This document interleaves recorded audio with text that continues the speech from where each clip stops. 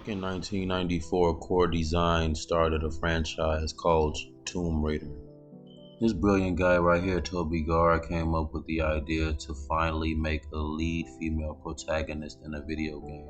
Laura Cruz was initially inspired by Nana Cherry and heavy notes of Indiana Jones. No. I mean, that's obvious, right? Now, I'm not gonna lie. I didn't know who Nana Cherry was at first, so I had to Google her music. I'm assuming Tank Girl was a pretty popular comic in the 90s because in 1995 they created a feature film. So, boom, Laura Cruz becomes Lara Croft after running through marketing and pre production. Mind you, this was during the 90s when I was a kid, so the typical cliche British accent, it was all that we were given in media so much. In retrospective, I started to feel like the franchise, Lara Croft's big lips, her tan skin, essentially, it was just all cultural appropriation, whitewashing. Didn't understand why Lara Croft couldn't be Laura Cruz, why she couldn't be South American. My friend had to break it down to me. He said, based on colonialism, British people are the Tomb Raiders. They have been stealing ancient artifacts from Africa and indigenous countries for centuries. After that clarification, I didn't like her any less than I did. It just seemed to all come together better for me. So it took 25 plus years for me to realize that this character who I had found out was not what she originally was meant to be was actually an authentic representation of an actual character.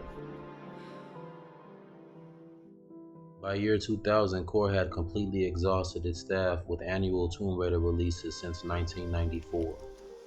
So Core decided to make a final game titled Tomb Raider Chronicles, which would basically just be a game based on the memories of Lara Croft's adventures from the perspective of her loved ones. In 2003, Angel of Darkness was released.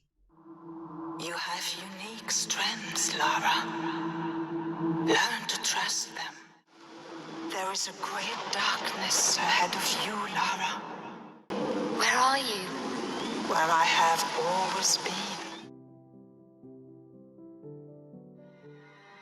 So that African shaman lady we just saw, Kutai, she is a pivotal part of the Angel of Darkness story.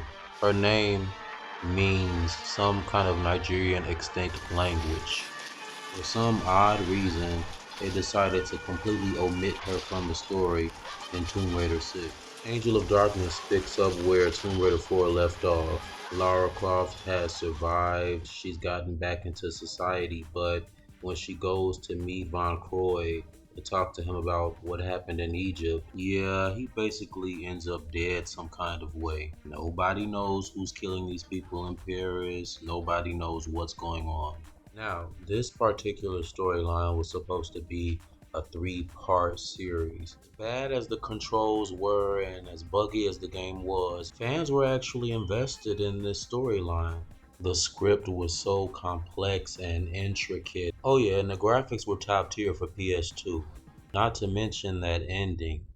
Bro, she even meets a sidekick slash love interest that has psychic powers in this game. Before we move on, I want to take the time to thank Sasho who created a patch. This game was almost not playable before this patch.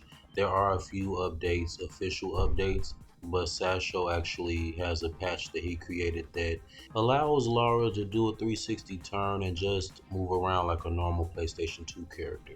All you have to do to fix the controls is replace the original P4 file in Tomb Raider Angel of Darkness's local files with Sasho's new P4 file.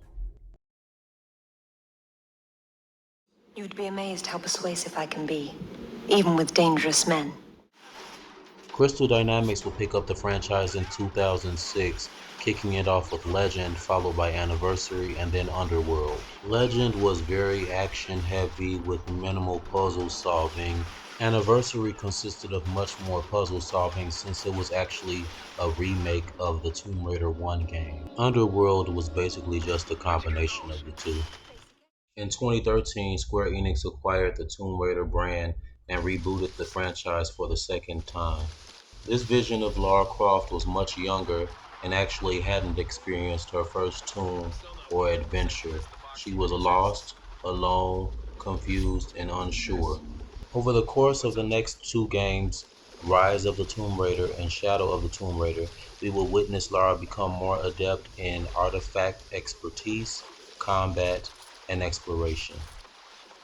Once again, the rights to Tomb Raider have been sold to a company I'm not very familiar with called Embracer Group.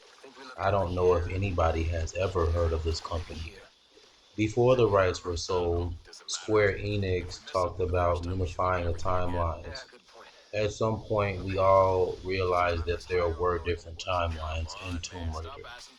A lot of the math just wasn't mathing at the end of the day. So, yeah.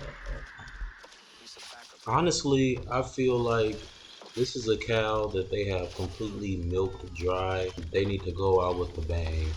They need to make it good, and it needs to involve Angel of Darkness. Also, can we give Putai a little justice because y'all definitely did her dirty. That is all. Like, share, and comment. Leave your thoughts and feelings below. What do you think they're going to do with the unification of the timelines? Let me know. This is BBG Gamer signing off. Thanks for watching.